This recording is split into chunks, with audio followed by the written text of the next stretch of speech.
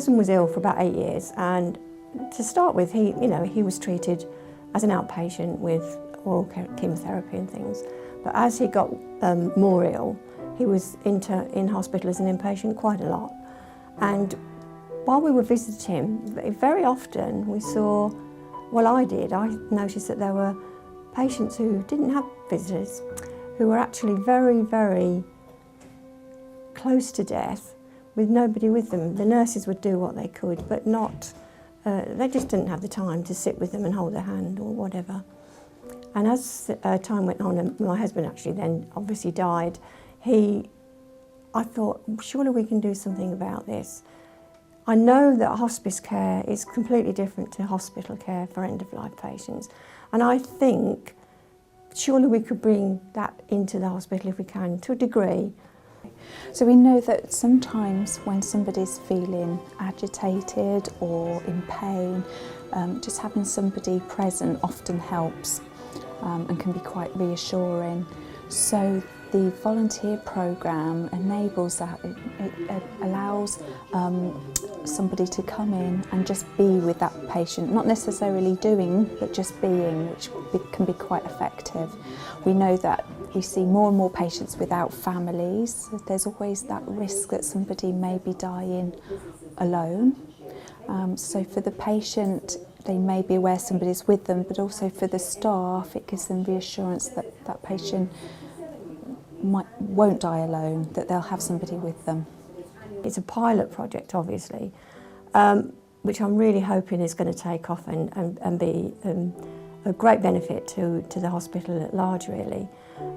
Yeah, we started in June, and we've got 4 or 5 people who are on a rota. These people actually put 1 day aside each during the week so that they're on call. I had an experience a couple of years ago when my mother died. It happened very quickly, and as a family we couldn't get there. And one of the first things the nurse said to me was, she wasn't on her own, I was with her. And you know, that was a real relief. So we've started off quite gently, so we've got a small group of volunteers, and we're slowly introducing the concept out onto the wards, and it's been well received. So it's about probably increasing our volunteer group so that we can offer out the service to more people. We hope it's been for patients who are actively dying, but it might be that patients who are thought to be in the last weeks of life may benefit from some companionship, so it would be broadened out and offered out to those patients. I have sat with other people who've been dying, other than my family. I've supported fragile people who've lost children, elderly family, and so that I just knew that I would be able to do it and cope. So the specialist palliative care team will screen all patients thought to be in the last few hours, days of life, and it's at that point that we would offer the volunteer service. That said, the wards can also call the specialist palliative care team direct if they feel that a patient would benefit and the patient agrees or the family agrees to the volunteer. This group, actually, and they're a great team, they're really good at sort of being there and knowing how to act.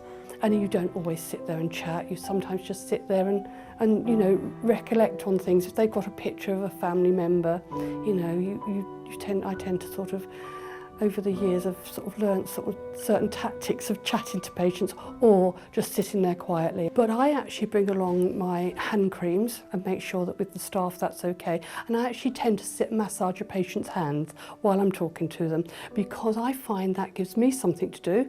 I'm not looking all around the place, I'm actually concentrating on that person. I usually stroke the forehead as well. That's something I've done in the past with other people, not just my parents. Sometimes down the side of the cheek, sometimes the forehead, just very gently smoothed it as I've been talking, so that they're very aware that I am there.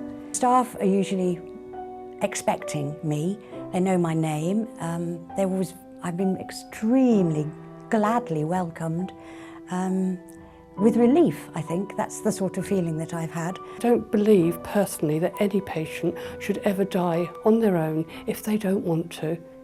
I can't imagine what it would be like, even if, well, I can't imagine it, can I? Because I don't think that won't happen to me. That saddens me utterly to think about that.